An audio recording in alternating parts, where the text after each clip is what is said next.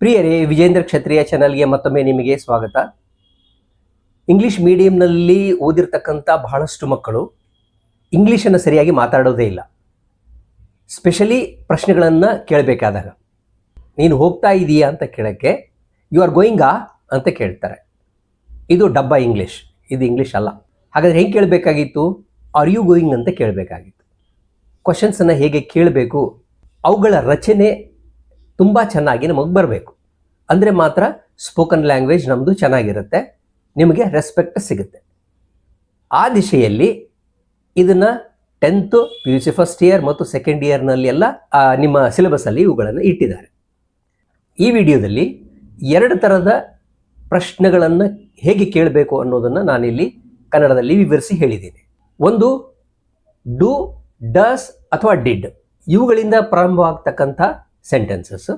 ಅಂದರೆ ಇಲ್ಲಿ do, does, did ಅನ್ನು ಹೆಲ್ಪಿಂಗ್ ವರ್ಬ್ ಅಂದರೆ ಸಹಾಯಕ ಕ್ರಿಯಾಪದವನ್ನಾಗಿ ಬಳಸ್ಕೊಳ್ತಾರೆ. ಇನ್ನು ಇನ್ನೊಂದು ಥರದ ಸೆಂಟೆನ್ಸ್ ಇರುತ್ತೆ, what, where, when, why, how, how many, how much, ಇಂತಹ ಸೆಂಟೆನ್ಸ್ಗಳು ಇರ್ತವೆ. ಅವೆರಡನ್ನು ಇಲ್ಲಿ ತುಂಬ ಚೆನ್ನಾಗಿ ಎಕ್ಸಾಂಪಲ್ಸ್ ಕೊಟ್ಟು ನಿಮಗೆ ತಪ್ಪು ಮಾಡದೇ ಇರುವ ಹಾಗೆ ಇಲ್ಲಿ ನಾನು ಕಲಿಸ್ಬಿಡ್ತೀನಿ. ಈ ವಿಡಿಯೋ ನೋಡಿದರೆ ನಿಮಗೆ ಮಾರ್ಕ್ಸ್ ಗ್ಯಾರಂಟಿ. ಇನ್ನು ಕ್ವಶನ್ ಟ್ಯಾಗ್ಸ್ ಅಂತ ಇದೆ, ಅದು 3ನೇ ತರಹದ್ದು. ಕ್ವಶನ್ ಟ್ಯಾಗ್ಸ್ನ ಡೆಡಿಕೇಟೆಡ್ ವಿಡಿಯೋ ಒಂದು ಆಲ್ರೆಡಿ ನಾನು ಅಪ್ಲೋಡ್ ಮಾಡಿದ್ದೀನಿ ಇದೇ ಚಾನಲ್ನಲ್ಲಿ. ಅದರ ಲಿಂಕನ್ನು ನಾನು ಕೊನೆಗೆ ಕೊಟ್ಟಿರ್ತೇನೆ. ಕೊನೆಯವರೆಗೂ ಈ ವಿಡಿಯೋನ ನೋಡಿ, ನಂತರ ಅಲ್ಲೇ ಕೊಟ್ಟಿರ್ತಕ್ಕಂಥ ಲಿಂಕ್ ತಗೊಂಡು ಆ ವಿಡಿಯೋನೂ ನೋಡಿ. ಕ್ವಶನ್ ಟ್ಯಾಗ್ನ ತುಂಬ ಚೆನ್ನಾಗಿ ನೀವು ಕಲಿತೀರಿ. ಈಗ 2 ತರಹದ ಪ್ರಶ್ನೆಗಳ ರಚನೆಯನ್ನು ಸರಿಯಾಗಿ ಕಲಿತ್ಕೊಳ್ಳೋಣ. ಮೊದಲಿಗೆ ಡು, ಡಸ್ ಮತ್ತು ಡಿಡ್ ಇವುಗಳಿಂದ ಪ್ರಾರಂಭ ಆಗ್ತಕ್ಕಂತಹ ಪ್ರಶ್ನೆಗಳ ರಚನೆಗಳನ್ನು ಕಲಿಯೋಣ. ಮೊದಲು ಡು, ಇದರ ಬಳಕೆ ಹೇಗಾಗುತ್ತೆ ಅಂತ ನೋಡೋಣ. ಒಂದು ಸಿಂಪಲ್ ಸೆಂಟೆನ್ಸ್ ಈ ಥರ ಕೊಡ್ತಾರೆ. ಇದರಲ್ಲಿ ಪ್ಲೇ ಅನ್ನೋದು ವರ್ಬ್, ಸಹಾಯಕ ಕ್ರಿಯಾಪದ ಇಲ್ಲದೇನೆ ಪ್ರಶ್ನೆಯನ್ನು ಮಾಡಲಿಕ್ಕೆ ಬರೋದಿಲ್ಲ. ಅಂದರೆ ಸಹಾಯಕ ಕ್ರಿಯಾಪದವನ್ನು ಸೃಷ್ಟಿ ಮಾಡ್ಕೋಬೇಕು ನಾವು. ಅದಕ್ಕಾಗಿ ಈ ಪ್ಲೇ ಅನ್ನೋ ವರ್ಬ್ ಇದೆಯಲ್ಲ, ಇದರಲ್ಲಿ ಅದನ್ನು ಸೃಷ್ಟಿ ಮಾಡ್ಕೋಬಹುದು. ಅದು ಡು ಪ್ಲಸ್ ಪ್ಲೇ ಅಂತ ಆಗುತ್ತೆ. ಈಗ ಫಸ್ಟ್ ಪ್ಲೇನಲ್ಲಿ ಡು ಅನ್ನು ಇಡೋಣ. 2ನೇ ಸ್ಥಾನದಲ್ಲಿ ಈ ಸಬ್ಜೆಕ್ಟ್ ಬರುತ್ತೆ. 3ನೇ ಸ್ಥಾನದಲ್ಲಿ ಈ ಮೇನ್ ವರ್ಬ್ ಬರುತ್ತೆ. ನಂತರ ವಾಕ್ಯದ ಉಳಿದ ಭಾಗ ಅಂದರೆ ಇನ್ ದ ಈವ್ನಿಂಗ್ ಬಂದು ಒಂದು ಪ್ರಶ್ನಾರ್ಥಕ ಚಿಹ್ನೆ ಬರುತ್ತೆ. ಇದರ ಅರ್ಥ ಮಕ್ಕಳು ಸಂಜೆ ಆಟವಾಡುತ್ತಾರೆ ಅಂತಾದರೆ ಇದರ ಅರ್ಥ ಮಕ್ಕಳು ಸಾಯಂಕಾಲ ಆಟ ಆಡುತ್ತಾರೆಯೇ ಅಂತ ಆಗುತ್ತೆ. ಈಗ ಡಸ್ ಅನ್ನೋದು ಯಾವ ಸಂದರ್ಭದಲ್ಲಿ ಬರುತ್ತೆ ಅಂತ ನೋಡೋಣ. ಇದೊಂದು ಸಿಂಪಲ್ ಸೆಂಟೆನ್ಸ್. ಇಲ್ಲಿ ವರ್ಬ್ ಪ್ಲೇ ಅನ್ನೋದು ಎಸ್ನ ಜೊತೆಯಲ್ಲಿ ಬಂದಿದೆ. ಇದನ್ನು ಸ್ಪ್ಲಿಟ್ ಮಾಡಿದರೆ ಡಸ್ ಪ್ಲಸ್ ಪ್ಲೇ ಅಂತ ಆಗುತ್ತೆ. ಪ್ಲೇ ಇದ್ದಾಗ ಡು ಅಂತ ಬಂದಿತ್ತು, ಪ್ಲೇಸ್ ಇದ್ದಾಗ ಡಸ್ ಅಂತ ಬರ್ತಾ ಇದೆ. ಡಸ್ ಅನ್ನು ಮೊದಲನೇ ಸ್ಥಾನಕ್ಕೆ ಒಯ್ಯೋಣ. 2ನೇ ಸ್ಥಾನಕ್ಕೆ ಸಬ್ಜೆಕ್ಟ್ ಹಿ, 3ನೇ ಸ್ಥಾನಕ್ಕೆ ವರ್ಬ್ ಪ್ಲೇ, ನಂತರ ಉಳಿದ ಭಾಗ ಫುಟ್ಬಾಲ್, ಕೊನೆಯಲ್ಲಿ ಪ್ರಶ್ನಾರ್ಥಕ ಚಿಹ್ನೆ. Does he play football? Does he plays football ಅಂದರೆ ಅದು ತಪ್ಪಾಗುತ್ತೆ ನೋಡಿ. 3ನೇದು ಡಿಡ್. ಇದನ್ನು ಹೇಗೆ ಉಪಯೋಗ ಮಾಡ್ತೀವಿ ಅಂತ ನೋಡೋಣ. Raj sir taught me English, ಇದು ಒಂದು ಸಿಂಪಲ್ ಸೆಂಟೆನ್ಸ್. ಇಲ್ಲಿ ವರ್ಬ್ ಟಾಟ್ ಪಾಸ್ಟ್ ಟೆನ್ಸ್ನಲ್ಲಿ ಇದೆ. ಇದನ್ನು ಸ್ಪ್ಲಿಟ್ ಮಾಡಿದರೆ ಡಿಡ್ ಪ್ಲಸ್ ಟೀಚ್ ಅಂತ ಆಗುತ್ತೆ. ಡಿಡ್ ಅನ್ನೋದು ಮೊದಲನೇ ಸ್ಥಾನಕ್ಕೆ ಹೋಗುತ್ತೆ, ರಾಜ್ ಸರ್ 2ನೇ ಸ್ಥಾನಕ್ಕೆ, ಟೀಚ್ ಅನ್ನೋದು 3ನೇ ಸ್ಥಾನಕ್ಕೆ. ಇನ್ನು ಉಳಿದ ಭಾಗ ಹಿಮ್ ಇಂಗ್ಲಿಷ್ ಅನ್ನೋದು ಕೊನೆಯ ಭಾಗದಲ್ಲಿ ಪ್ರಶ್ನಾರ್ಥಕ ಚಿಹ್ನದೊಂದಿಗೆ. ಸಾಮಾನ್ಯವಾಗಿ ಮಾಡೋ ತಪ್ಪೇನೆಂದರೆ did Raj sir taught him English ಅಂತ ಮಾಡ್ತಾರೆ. ಈ ತಪ್ಪು ಆಗದೆ ಇರಲಿ ಅಂತಾನೆ ಈ ಟಾಟ್ ಅನ್ನೋದನ್ನು ಡಿಡ್ ಪ್ಲಸ್ ಟೀಚ್ ಆಗಿ ಸ್ಪ್ಲಿಟ್ ಮಾಡಬೇಕು ಅಂತ ನಾನು ಹೇಳ್ಕೊಡ್ತೀನಿ. ಪ್ರಶ್ನೆಯಲ್ಲಿ ಫಸ್ಟ್ ಡಿಡ್ ಬಂದಾಗನೇ ಅದು ಆಲ್ರೆಡಿ ಪಾಸ್ಟ್ ಟೆನ್ಸ್ ಆಗಿಬಿಡುತ್ತೆ. ಅದಕ್ಕೆ ಮುಂದೆ ವರ್ಬನ್ನು ಇಡುವಾಗ ಅದನ್ನು V1 ಫಾರ್ಮಲ್ಲಿ ಇಡಬೇಕು, ಒರಿಜಿನಲ್ ಫಾರ್ಮಲ್ಲಿ. ಇಲ್ಲಿ ಟೀಚ್ ಅನ್ನೋದನ್ನು ಇಟ್ಟಿದ್ದೀವಿ.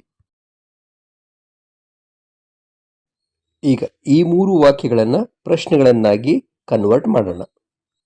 ಇಲ್ಲಿ ಗೋಸ್, ಕೇಮ್ ಮತ್ತು ಲವ್ ಇವು ವರ್ಬ್ಸ್. ಗೋಸ್ನ ಸ್ಪ್ಲಿಟ್ ಮಾಡಿದಾಗ ಡಸ್ ಪ್ಲಸ್ ಗೋ ಆಗುತ್ತೆ. ಸೊ ಡಸ್ ಅನ್ನು ಇಲ್ಲಿ ತರೋಣ. ಕೇಮ್ ಪಾಸ್ಟ್ ಟೆನ್ಸ್ ಇರೋದ್ರಿಂದ ಡಿಡ್ ಪ್ಲಸ್ ಕಮ್ ಆಗುತ್ತೆ, ಅದಕ್ಕೆ ಡಿಡ್ ಅನ್ನು ಇಲ್ಲಿಡೋಣ. ಇನ್ನು ಲವ್ ಅನ್ನು ಸ್ಪ್ಲಿಟ್ ಮಾಡಿದರೆ ಡೂ ಪ್ಲಸ್ ಲವ್ ಅಂತ ಆಗುತ್ತೆ. ಅದಕ್ಕೆ ಡು ಅನ್ನು ಮೊದಲ ಭಾಗದಲ್ಲಿ ಇಡೋಣ.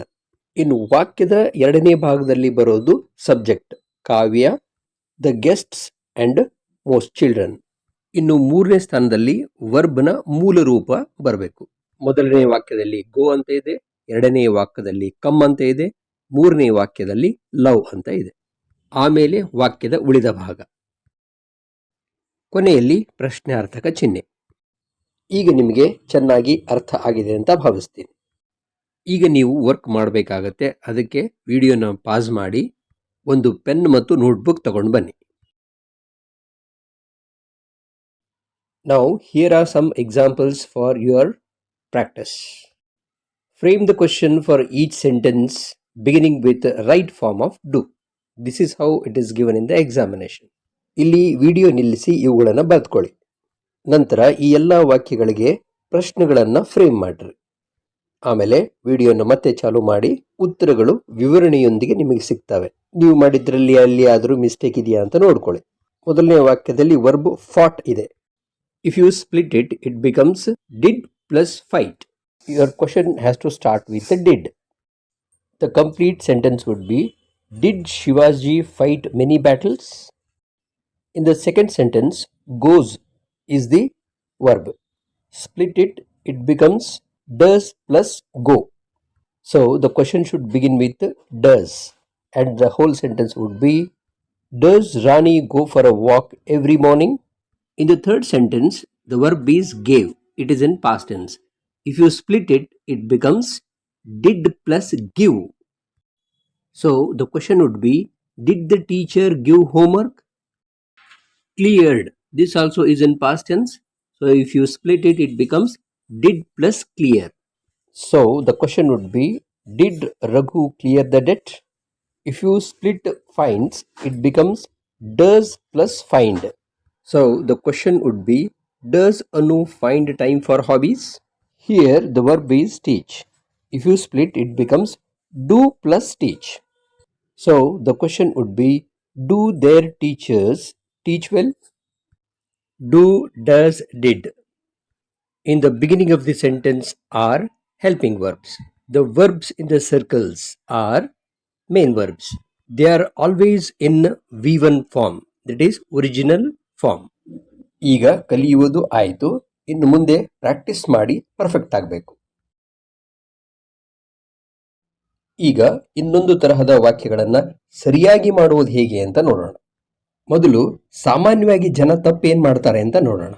ಅವಳು ಯಾವಾಗ ಬಂದಳು ಅಂತ ಕೇಳಬೇಕು. ಅದಕ್ಕೆ ಇಂಗ್ಲಿಷಲ್ಲಿ ಏನು ಹೇಳ್ತಾರೆ ಅಂತ ನೋಡಿ. ವೆನ್ ಶಿ ಕೇಮ್ ಅಂತ ಕೇಳ್ತಾರೆ. ನೀನು ಇದನ್ನು ಹೇಗೆ ಮಾಡಿದೆ ಅಂತ ಕೇಳಲಿಕ್ಕೆ ಹೌ ಯು ಡಿಡ್ ಇಟ್ ಅಂತ ಕೇಳ್ತಾರೆ. ಈ ಕೆಲಸವನ್ನು ಮುಗಿಸಲಿಕ್ಕೆ ನಿನಗೆ ಎಷ್ಟು ಸಮಯ ಬೇಕು ಅಂತ ಕೇಳೋಕ್ಕೆ how much time you need to complete this work ಅಂತ ಕೇಳ್ತಾರೆ. ಸಾಮಾನ್ಯವಾಗಿ ಬಹಳ ಜನ ಇದೇ ರೀತಿ ಹೇಳ್ತಿರೋದ್ರಿಂದ ಇದು ಕರೆಕ್ಟು ಅಂತ ನಮಗೆ ಅನಿಸ್ಬಿಡುತ್ತೆ. ಹಾಗಾದರೆ ಆ ತಪ್ಪುಗಳೇನು ಮತ್ತು ಸರಿಯಾದ ಕ್ರಮ ಏನು ಅನ್ನೋದನ್ನು ಇಲ್ಲಿ ನೀವು ಕಲಿತೀರಾ. ಈಗ ಈ ವಾಕ್ಯಗಳಲ್ಲಿ ಏನು ತಪ್ಪಿದೆ ಅಂತ ನೋಡೋಣ. ಮೊದಲನೆಯ ವಾಕ್ಯ ವೆನ್ ಡಿಡ್ ಶಿ ಕಮ್ ಅಂತ ಆಗಬೇಕು. ಎರಡನೆಯ ವಾಕ್ಯ how did you do it ಅಂತ ಆಗಬೇಕು. ಮೂರನೆಯ ವಾಕ್ಯ how much time do you need ಅಂತ ಆಗಬೇಕು. ಈಗ ಎಕ್ಸಾಮಿನೇಷನ್ನಲ್ಲಿ ಎಕ್ಸಾಂಪಲ್ನ ಹೇಗೆ ಕೊಡ್ತಾರೆ, ಅಲ್ಲಿ ಏನು ಮಾಡಬೇಕು ಅಂತ ತಿಳ್ಕೊಂಡಾದಮೇಲೆ ನಿಮಗೆ ಗೊತ್ತಾಗುತ್ತೆ ಸರಿಯಾದ ಕ್ರಮ ಏನು ಅಂತ. Frame a question in order to get the underlined portion as the answer. ಅಂದರೆ ಒಂದು ವಾಕ್ಯವನ್ನು ಕೊಟ್ಟಿರ್ತಾರೆ, ಅದರಲ್ಲಿ ಒಂದು ಪೋರ್ಷನನ್ನು ಅಂಡರ್ಲೈನ್ ಮಾಡಿರ್ತಾರೆ. ಆ ಪೋರ್ಷನ್ ಉತ್ತರವಾಗಿ ಬರುವ ಹಾಗೆ ನೀವು ಪ್ರಶ್ನೆಯನ್ನು ಕೇಳ್ರಿ ಅಂತ. ಈಗ ಇಲ್ಲಿ 4 ಎಕ್ಸಾಂಪಲ್ ಕೊಟ್ಟು ತೋರಿಸಿದ್ದೀನಿ ನೋಡಿ. ಈಗ ನಾವು ಪ್ರಶ್ನೆಯನ್ನು ಹೇಗೆ ಮಾಡಬೇಕಂದ್ರೆ, ಅಂಡರ್ಲೈನ್ ಮಾಡಿರ್ತಕ್ಕಂಥ ಪೋರ್ಷನ್ ಅದರ ಉತ್ತರವಾಗಿ ನಮಗೆ ಸಿಗಬೇಕು, ಅಂತಹ ಪ್ರಶ್ನೆ ಮಾಡಬೇಕು. Arun came at 10 AM. Arun ಯಾವಾಗ ಬಂದನು ಅಂತ ಕೇಳಿದರೆ 10 ಗಂಟೆಗೆ ಬಂದನು ಅಂತ ಉತ್ತರ ಸಿಗುತ್ತೆ. ಯಾವಾಗ ಅನ್ಲಿಕ್ಕೆ ಹೆಣ್ಣನ್ನು ಉಪಯೋಗ ಮಾಡ್ತೀವಿ. ಅರುಣ್ ಕೇಮ್ ಅಂತ ಇಟ್ಬಿಟ್ರೆ ಅದು ರಾಂಗ್ ಆಗಿಬಿಡುತ್ತೆ. ಇಲ್ಲಿ ಕೂಡ ವರ್ಬನ್ನು ಸ್ಪ್ಲಿಟ್ ಮಾಡಬೇಕು. ಡಿಡ್ ಪ್ಲಸ್ ಕಮ್ ಅಂತ ಆಗುತ್ತೆ. ಈಗ ಹೆನ್ ಆದ ನಂತರ ಈ ಡಿಡ್ ಅನ್ನು ಇಡಬೇಕು. ಆಮೇಲೆ ಸಬ್ಜೆಕ್ಟ್ ಅರುಣ್, ಆಮೇಲೆ main verb come and a question mark. ಈ ಅಂಡರ್ಲೈನ್ಡ್ ಪೋರ್ಷನ್ ಪ್ರಶ್ನೆಯಲ್ಲಿ ಬರೋದಿಲ್ಲ. Now let us take the second example. I saw him at the mall. ನಾನು ಅವನನ್ನು ಮಾಲ್ನಲ್ಲಿ ನೋಡಿದೆ. ಎಲ್ಲಿ ನೋಡಿದೆ ಅಂತ ಕೇಳಿದರೆ ಈ ಉತ್ತರ ಬರುತ್ತೆ. ಹಾಗಾದರೆ ನಾವಿಲ್ಲಿ ಬಳಸಬೇಕಾಗಿದ್ದು ವೇರ್.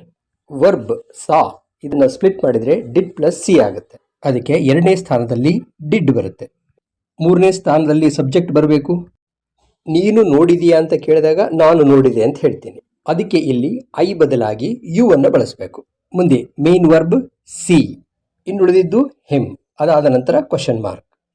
ಇದನ್ನ ವೇರ್ ಯು ಸಾ ಹಿಮ್ ಅಂತ ಕೇಳೋರೇ ಜಾಸ್ತಿ, ಅದು ತಪ್ಪು. ಈಗ ಮೂರನೇ ಎಕ್ಸಾಂಪಲ್. ಅವನು ಕಾರ್ನ ಮುಖಾಂತರ ಬಂದನು. ಹೇಗೆ ಬಂದನು ಅಂತ ಕೇಳಿದರೆ ಬೈ ಕಾರ್ ಅಂತ ಉತ್ತರ ಬರುತ್ತೆ. ಹೇಗೆ ಅನ್ಲಿಕ್ಕೆ ಹೌ. ವರ್ಬನ್ನು ಸ್ಪ್ಲಿಟ್ ಮಾಡಿದರೆ ಡಿಡ್ ಪ್ಲಸ್ ಕಮ್ ಆಗುತ್ತೆ. ಅದಕ್ಕೆ ಹೌ ಆದ ತಕ್ಷಣ ಡಿಡ್ ಅನ್ನು ಬರಿಬೇಕು. ಮೂರನೇ ಸ್ಥಾನದಲ್ಲಿ subject he, next main verb in V1 form come and a question mark. ಇದನ್ನು ಹೌ ಹಿ ಕೇಮ್ ಅಂತ ಕೇಳೋರೇ ಜಾಸ್ತಿ. ಯಾರಾದರೂ ಈ ತಪ್ಪನ್ನು ಮಾಡಿದರೆ ನೀವು ಅವರಿಗೆ ತಿದ್ದಿ ಹೇಳಿ. ಈಗ ನಾಲ್ಕನೆಯ example. I will give it to your brother. Underline ಮಾಡಿರೋದು ಯುವರ್ ಬ್ರದರ್. ಯುವರ್ ಬ್ರದರ್ ವ್ಯಕ್ತಿ ಇರೋದರಿಂದ ಹೂ ನಿಂದ ಸ್ಟಾರ್ಟ್ ಆಗಬೇಕು. ಈ ವಾಕ್ಯದಲ್ಲಿ ಸಹಾಯಕ ಕ್ರಿಯಾಪದ ವಿಲ್ ಆಲ್ರೆಡಿ ಇದೆ, ಅದಕ್ಕೋಸ್ಕರ ಡೂ ಆಗಲಿ ಡಸ್ ಆಗಲಿ ನಮಗೆ ಬೇಕಿಲ್ಲ.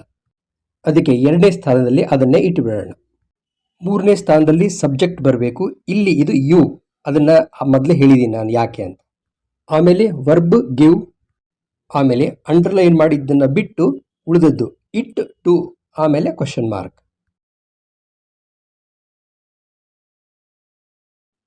ಈಗ ಒಂದಷ್ಟು ಎಕ್ಸಾಂಪಲ್ಸ್ ನಿಮ್ಮ ಪ್ರಾಕ್ಟೀಸ್ಗೆ. ಇಲ್ಲಿ ಈ ವಿಡಿಯೋ ನಿಲ್ಲಿಸಿ ನೀವು ವರ್ಕೌಟ್ ಮಾಡಿ, ನಂತರ ವಿಡಿಯೋನ ಮುಂದುವರಿಸಿ ಚೆಕ್ ಮಾಡ್ಕೊಳ್ಳಿ. ಈಗ ಒಂದೊಂದಾಗಿ ತಗೊಳ್ಳೋಣ. ವರ್ಬ್ ಟೇಕ್ಸ್ ಇದನ್ನು ಸ್ಪ್ಲಿಟ್ ಮಾಡಿದರೆ ಡಸ್ ಪ್ಲಸ್ ಟೇಕ್ ಆಗುತ್ತಲ್ವಾ. ಅಂಡರ್ಲೈನ್ ಮಾಡಿರೋ 2 hours ಅಂತೇನಿದೆ ಇದು ಅವಧಿಯನ್ನು ಸೂಚಿಸುತ್ತೆ. ಅಂದರೆ ಎಷ್ಟು ಸಮಯ ಹಿಡಿಯುತ್ತೆ ಅಂತ ಕೇಳಬೇಕು. ಅದಕ್ಕೆ ಉಪಯೋಗ ಮಾಡೋಂಥದ್ದು ಹೌ ಲಾಂಗ್ ಅಂತ. ಇದಾದಮೇಲೆ ಡಸ್, ನಂತರ ಇಟ್, ಆಮೇಲೆ ಮೇನ್ ವರ್ಬ್ ಟೇಕ್, ನಂತರ to reach Hampi and a question mark. Hampi is 60 kilometers from here. 60 kilometersನ ಅಂಡರ್ಲೈನ್ ಮಾಡಿದೆ, ಅಂದರೆ ಎಷ್ಟು ದೂರ ಅಂತ. ಎಷ್ಟು ದೂರ ಅನ್ಲಿಕ್ಕೆ ಹೌ ಫಾರ್, FAR ಫಾರ್. ಇದಾದ ನಂತರ ಸಹಾಯಕ ಕ್ರಿಯಾಪದ ಈಸ್ ಅನ್ನೋದು ಆಲ್ರೆಡಿ ಇಲ್ಲಿ ಇದೆ, ಅದನ್ನೇ ಇಲ್ಲಿ ಬರೆಯೋಣ. ನೆಕ್ಸ್ಟ್ ಸಬ್ಜೆಕ್ಟ್ ಹಂಪಿ, ಉಳಿದ portion from here and a question mark. How far is Hampi from here. Next statement, it costs 500 rupees and 500 rupees is underline. ಇದು ಒಂದು ಹಣದ ಮೊತ್ತ ಆಗಿರೋದ್ರಿಂದ ಹೌ ಮಚ್ ನಿಂದ ಸ್ಟಾರ್ಟ್ ಆಗಬೇಕು. ವರ್ಬ್ ಕಾಸ್ಟ್ಸನ್ನು ಸ್ಪ್ಲಿಟ್ ಮಾಡಿದರೆ ಡಸ್ ಪ್ಲಸ್ ಕಾಸ್ಟ್ ಅಂತ ಆಗುತ್ತೆ. ಹಾಗಾದರೆ ಇಲ್ಲಿ ಡಸ್ ಬರಬೇಕು, ನಂತರ subject it, followed by main verb cost and a question mark. There were 50 men. ಅಲ್ಲಿ 50 ಜನ ಇದ್ದರು. ಇಲ್ಲಿ 50 men ಅನ್ನೋದು ಕೌಂಟಬಲ್ ನೌನ್. ಎಷ್ಟು ಪುರುಷರು ಇದ್ದರು ಅಂತ ಕೇಳಬೇಕಂದ್ರೆ ಎಷ್ಟು ಅನ್ನೋದಕ್ಕೆ ಹೌ ಮೆನಿ ಮೆನ್. ಆಮೇಲೆ ಸಹಾಯಕ ಕ್ರಿಯಾಪದ ವರ್ ಆಲ್ರೆಡಿ ಇದೆ, ಅದನ್ನೇ ಅಲ್ಲಿ ಬರೆಯೋಣ. ಆಮೇಲೆ subject there and a question mark. How many men were there is the question. He has not come because he is ill. Because ಅಂತ ಬಂದಿದ್ರೆ ನಿಮ್ಮ ಕ್ವಶನ್ ಯಾವಾಗಲೂ ವೈನಿಂದ ಸ್ಟಾರ್ಟ್ ಆಗುತ್ತೆ. ಇದಾದಮೇಲೆ ಆಕ್ಸಿಲರಿ ವರ್ಬ್ ಹ್ಯಾಸ್, ಆಮೇಲೆ ಸಬ್ಜೆಕ್ಟ್ ಹಿ, ಉಳಿದ portion not come and a question mark. Vikram Sarabhai ಅಂದರೆ ಯಾರು ಅಂತ ಕೇಳಬೇಕು, ಅದಕ್ಕೋಸ್ಕರ ಹೂ ಇದ್ದಾಗ ವರ್ಬನ್ನು ಸ್ಪ್ಲಿಟ್ ಮಾಡೋ ಹಾಗಿಲ್ಲ. ಸ್ಟಾರ್ಟೆಡ್ ಅದನ್ನು ಹಾಗೆ ಇಡಬೇಕು, ಡಿಡ್ ಸ್ಟಾರ್ಟ್ ಅಂತ ಮಾಡಬಾರ್ದು. ಅದಾದ ನಂತರ ISRO and a question mark. ಇನ್ನೊಂದು 4 ಎಕ್ಸಾಂಪಲ್ಸ್ ಮಾಡಿಬಿಡೋಣ. ವಿಡಿಯೋ ಪಾಸ್ ಮಾಡಿ ಟ್ರೈ ಮಾಡಿ. ಇಲ್ಲಿ ನಾನು ಫ್ರೇಮ್ಡ್ ಕ್ವಶನನ್ನು ಮಾತ್ರ ಕೊಡ್ತೀನಿ, ಎಕ್ಸ್ಪ್ಲೇನ್ ಏನನ್ನು ಮಾಡಲ್ಲ. Suresh is 6 feet tall. How tall is Suresh? Raju is 17 years old. How old is Raju? Sincerity makes him happy. What makes him happy? I failed twice. How many times did you fail?